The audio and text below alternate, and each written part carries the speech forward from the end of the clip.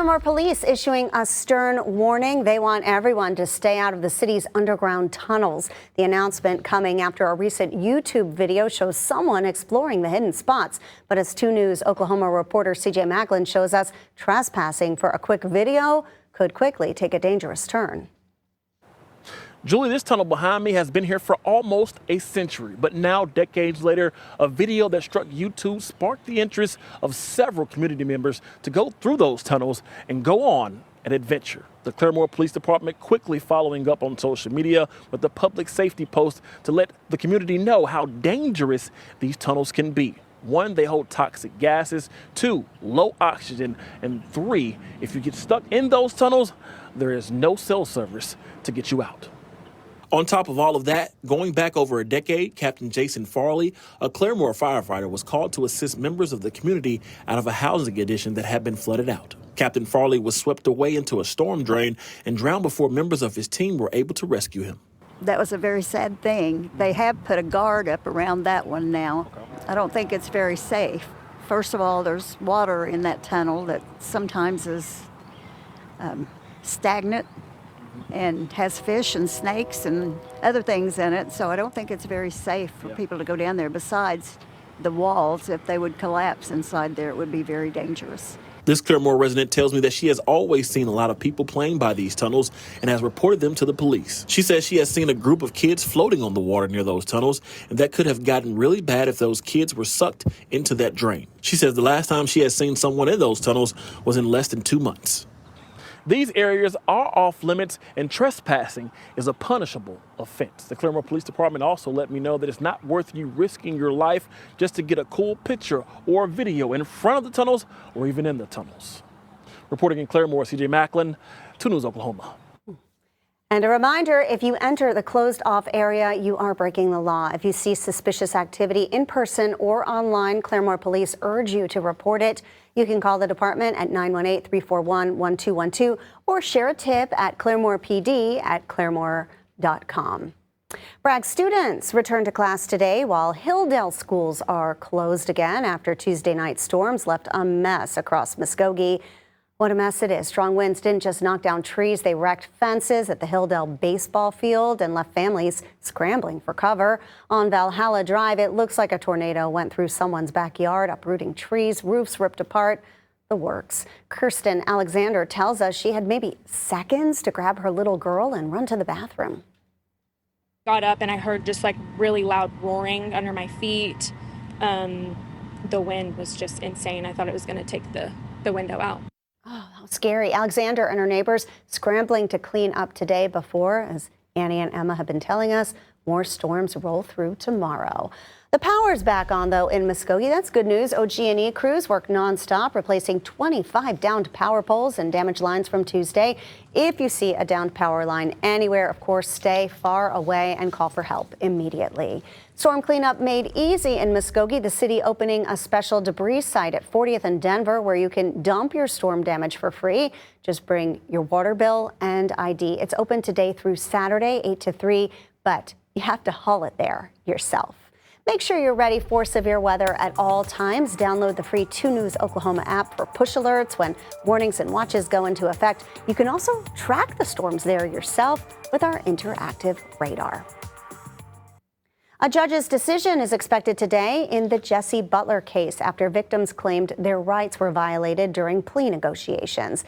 The key moment came when prosecutors Deborah Vincent took the stand yesterday, admitting that she may have failed the victims. Vincent testifying she told families about Butler's plea change from guilty to no contest, then told them to go ahead and do it, assuming they understood what that meant. The survivors want new court forms and an apology, but the state says they followed Oklahoma law. The man who made history with a Supreme Court case changing Oklahoma forever is in federal court again. Jim C. McCurt is pleading guilty today to failing to register as a sex offender. The 76-year-old was supposed to report that he was living too close to a playground, but didn't. He faces up to 10 years in federal prison. This stems from his 1997 case for sexually abusing a child. The state tried him first, but after his Supreme Court win, the feds took over and convicted him in 2025. Two big money moves from Tulsa's City Council, approving the sale of the old Rudisill Library for $1.4 million while handing IKEA a $2.5 million grant. Councilor Vanessa Hall Harper stepping aside from voting for the library sale since she founded the buyer's parent company, but the IKEA deal sailed through easily. Not only does IKEA come and for that 55,000 square feet, you produce between $30 and $40 million annually. You bring in folks from across the region, not just to shop there, but you have small businesses all across. IKEA opens this November. Meanwhile, the library moves to Greenwood later this year. A school bond in Inola came down to just 2 votes, and now Rogers County has to do a recount. The election board says the tiny margin on Proposition 2 means workers will start recounting over 1,500 ballots on Friday. It's the first recount Rogers County has done in more than a decade. We're going to bring you those results as soon as they're in.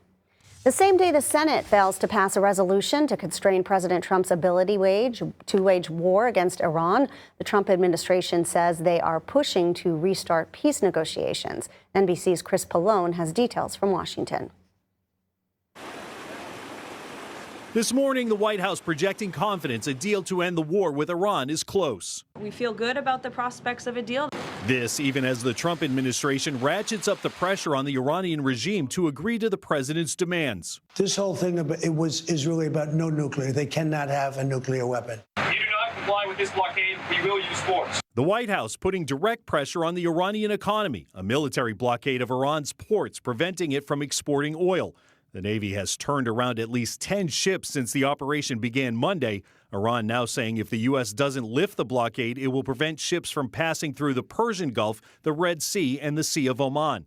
It comes as Democrats back in Washington try once again to rein in the president's power to wage war. The motion is not agreed to. The latest War Powers resolution vote failing in the Senate, mostly along party lines. Republicans are going to be held accountable now and in November for their unquestioning support for a war of impulse and illusion that is costing Americans literally billions of dollars.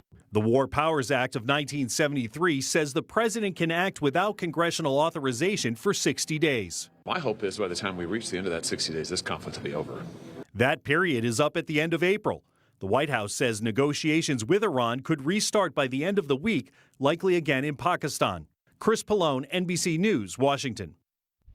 America just broke its own record for oil exports, shipping out nearly 13 million barrels last week. That's a massive jump from the week before, and it's all thanks to global demand skyrocketing because of the war in Iran.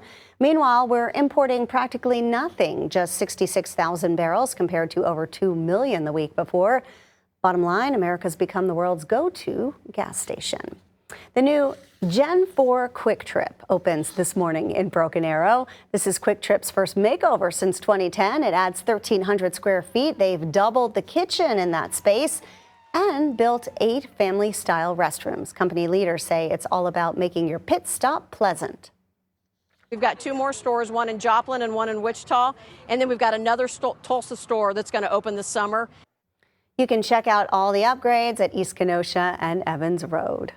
Storm damage at your house? Don't get scammed trying to fix it. Those door-to-door contractors who promise quick fixes want your money up front, then they disappear. When we come back, our Kathy Tatum shares how to protect yourself and your wallet. Your first